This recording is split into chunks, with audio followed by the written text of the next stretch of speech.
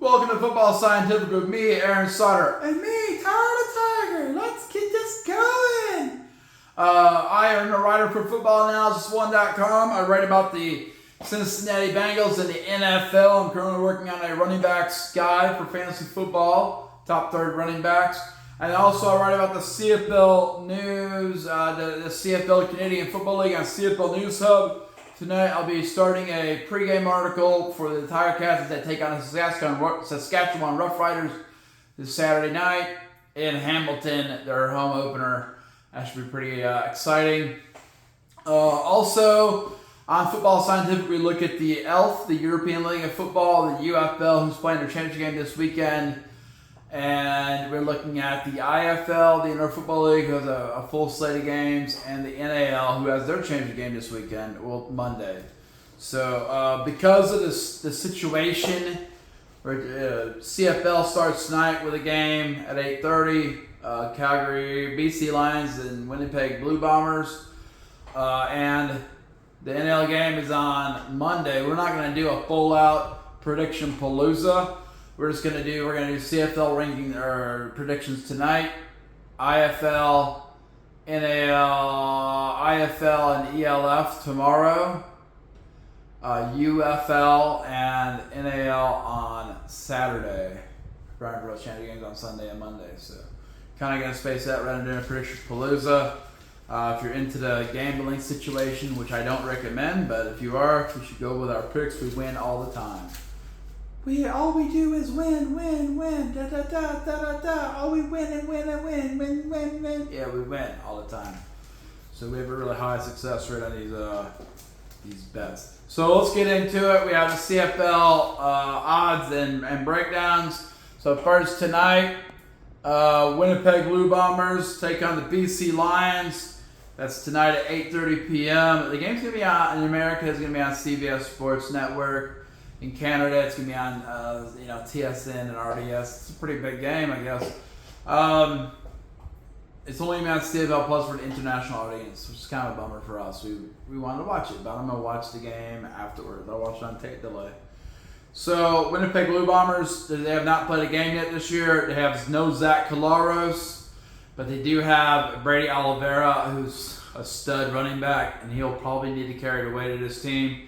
Their defense lost a lot of people to the Hamilton Tiger Cats, but they may not be that important of people. That's why we are not good on defense still. So, BC Lions came out. Nathan Rourke had a good game for the BC Lions last week. And they're 1-0, and they ran the ball really well. Not all that really, really well, but better than most. So I think it's going to be a tough game. But I think Brady Oliveira is going to be a difference maker here. I don't believe Nathan Rourke will be the difference maker in this game. Some people may think he will be, but I think the Blue Bombers' defense is pretty good. I think he'll put up stats, but he won't do enough to win the game. They'll need to run the ball, and I think Blue Bombers will stop the run game. I do think Brady Oliveira will be the difference maker in this game for the Blue Bombers if they pick up a season-opening win on the road at BC. It's going to be a tough one, though. I have Winnipeg win this game 30-24 in an upset. Why is it an upset? Because DraftKings has the BC Lions winning by 4.5.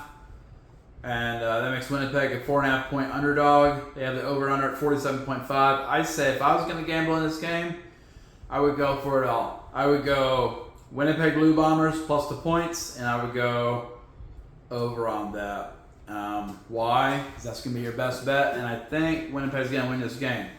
Now, I've been wrong before, but I have BC as the best team in the league. But they also played the Edmonton Elks, which are the worst team in the league.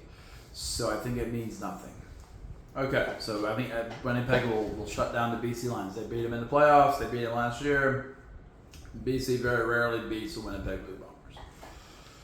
All right, Friday, June 13th, 7:30 p.m. Eastern. I believe this is on CFL Plus, which should be pretty exciting. Montreal Alouettes, who are 1-0, face the Ottawa Red Blacks, who are 0-1. Big matchup in the East already. To kind of see if Montreal can assert dominance. Hopefully the Red Blacks win the game. I don't think the Red Blacks will turn the ball over as much as Toronto. I think they will be able. Their running game was horrible last week. I don't know why. In preseason they looked pretty good, but they were horrible at running the ball last week. If that's the case, Montreal's going to win this game. If Ottawa can run the ball and Drew Brown still put up decent stats, I mean, if he throws it 400 yards, you're going to lose the game. You're not going to run the ball that much. If he puts up 300 yards and they get 100 yards rushing, they might beat the Alouettes at home. So, I mean, they got a chance. Last week, the Alouettes took over with their defense, scoring a defensive touchdown, really just terrorizing Toronto's Nick Arbuckle the whole time. So if Ottawa allows them to do that to Drew Brown, this will be not be a pleasant time for Ottawa and Drew Brown. So I say in this game, a defense and running game wins out, and I think Montreal Alouettes are going to win this game 28-26. I think it will be a tough game. I think Redbacks will play better than they did last week, and they'll play better than Toronto did. They'll see what Toronto did wrong and try to do better. But I still think Montreal will win the game 28-26. DraftKings agrees. So they have Montreal winning the game by 4.5 points, or a 4.5 point favorite. That makes the Ottawa Redblacks a 4.5 point underdog. The over-under is 46.5. If I was going to gamble on this game, I would pick the Montreal Alouettes with the points. No, scratch that. I would pick Montreal Alouettes with the money line. Okay, I don't know if they'll blow out. They could blow out Ottawa, but I can't guarantee it. I think it's going to be a grind. So I'm going to pick Montreal Alouettes. I was right on that, just not with the points. No, I think there's no benefit to picking the favorite with points. So I got Montreal Alouettes with the money line, and I got this game going over. Now, it could go under. If Ottawa comes out and grinds the ball out, runs the ball, they can keep this game lower scoring. But I suspect that would not be entertaining. So let's go 28-26, go with the over. That sounds more entertaining. Okay. Next, Calgary Stampeders are 1-0 after beating the Tiger-Cats last week. They played Toronto Argonauts in Toronto Saturday, June 14th. That's Saturday, June 14th, 4 p.m. Eastern. That game will most likely be on CFL Plus. Calgary Stampeders, you know what they did really well last week against Hamilton? They ran the crap out of the ball. And Vernon Davis made some plays when he needed to, but he threw some picks. Okay? I think that's going to keep Toronto in this game. I think Vernon Davis, he throws a lot of picks. He also throws some touchdowns. He can also run the ball a little bit. I think Toronto, they really disappointed me last week. I think Chad Kelly's still going to be out. But maybe not. He was on some game list. If Chad Kelly's in, Toronto probably win this game. But if he's out or not in, he plays a little bit and then is out. I think Calgary has a better running game right now. I think Toronto's on a dip year. So they won the Grey Cup a couple years ago. Then they dipped. Then they won the Grey Cup last year. And then they dipped. I think they're on a dip year. So with that in mind, I got the Calgary Stampeders and Vernon Adams Jr. win this game 30-21 in Toronto, getting a huge win. In Toronto, that would be a total of 51 points. If I get one wrong, it's going to be this one, guys. I just think if the Stampeders are for real, and then Joseph because the Tiger-Cats are bad, I think Calgary will win this game. I think they have the better running game. They have a better quarterback situation than Nick Arbuckle. If that's the quarterback, if it's Chad Kelly, it might be different. Okay, I think I would pick the Calgary Stampeders. Plus the points, I mean, they're a 1.5 point underdog. But if it's a close game, pick them with the points. Okay, why not? It's better than the money line without the points, the 1 point. I would also go over on this game, but just barely. DraftKings has it go on 50.5. I got to go on 51. Probably wouldn't go, I don't know. I probably would just go the Calgary Stampeders with plus the points. Boom, Saturday, June 14th, 7 p.m. Eastern. Saskatchewan Roughriders are 1-0, face the Hamilton Tiger-Cats. Couple deals with Saskatchewan. Their top running back, AJ Ouellette, has been injured all week. They picked up Kadeem Carey, though, who played for Toronto last year. Tiger-Cats have to be able to stop the run. They have to be able to run the ball. They got to continue getting interceptions like they did. They probably need to strip the ball a few times to get some fumble recoveries. They need to make a big play on special teams. They need to change the field position. Okay, if you're not going to get stops, you got to change the field position. It's a lot for Hamilton to do. They're in a home opener, but if you know anything about Tiger-Cats, first 6 games of the year, doesn't matter if it's a home opener. I think this is a really tough matchup for them to try and get the reverse win. So sadly, I have Saskatchewan Roughriders win this game 31-26.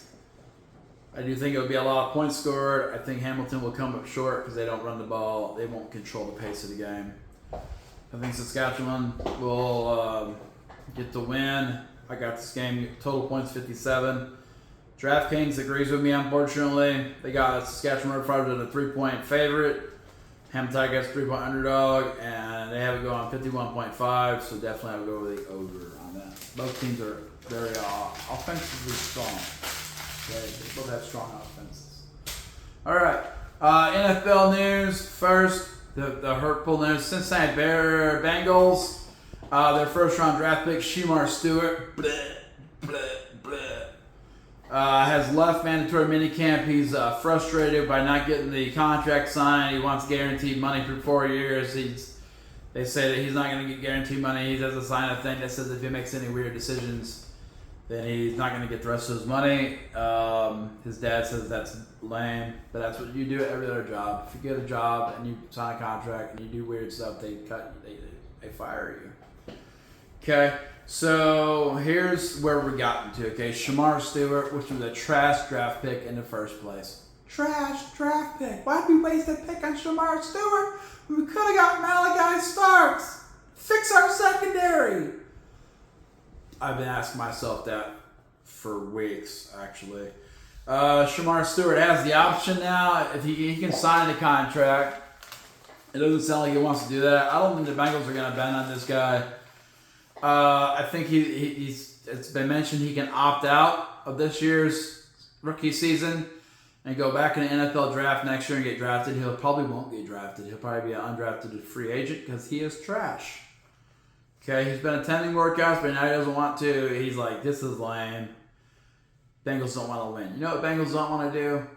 Pay Shemar Stewart. They shouldn't have drafted him. Honestly, that's the worst draft pick in the history of the Bengals. They have some horrible draft picks. Akili Smith. Okay, but I'm going to tell you what. They're not paying Trey Hendrickson. They're not paying Shemar Stewart. And I think that it's people would say, yeah, that's dumb. Just pay him. Trey Hendrickson's the best sack master in the league. You know, I did some research. You know how many great edge rushers have won Super Bowls in the last 40 years? Two edge rushers in the last 40 years. Lawrence Taylor with the Giants. Von Miller with the Denver Broncos.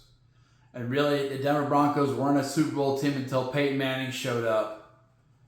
So I'm saying it wasn't because of Von Miller. Lawrence Taylor, monster. Nearly 40 years ago, 35 years ago or something, when he beat the Bills for the last time. He won a couple of Super Bowls with Lawrence Taylor. Why are you going to overpay an edge rusher? That would be the stupidest thing you can do. I'm glad the Bengals aren't paying him. What they should have done is trade Trey Hendrickson and got some picks for him.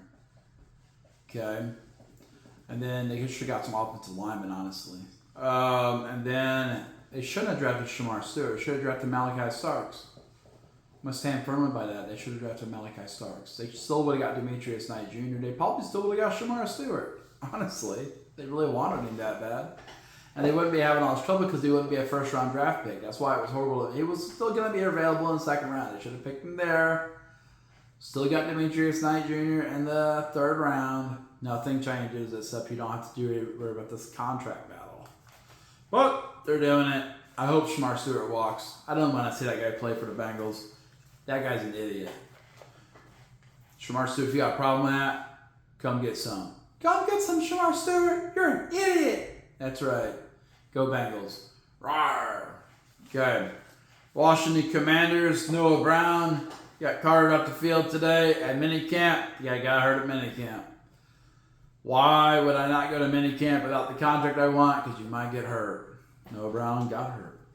Houston Texans defensive back Jimmy Ward is the most recent NFL player to get arrested. This time he got arrested earlier today after threatening his family with violence.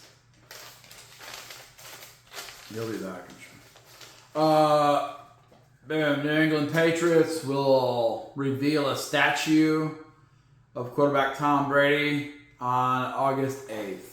I'm never going to go watch the Patriots. I don't care.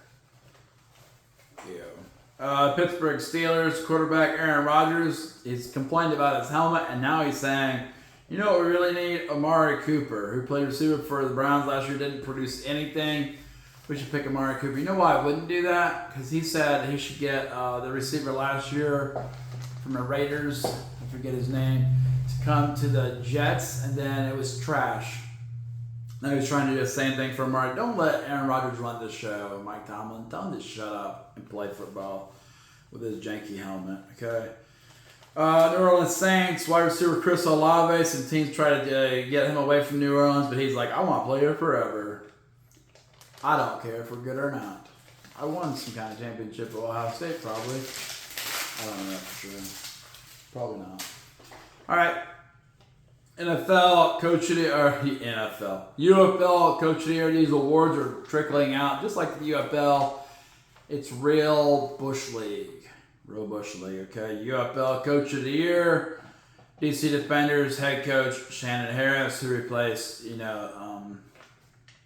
the other dude that went to Tennessee State. And the Elf got 3 new investors, which is good. And a company called Goal Line, ran by David Gandler.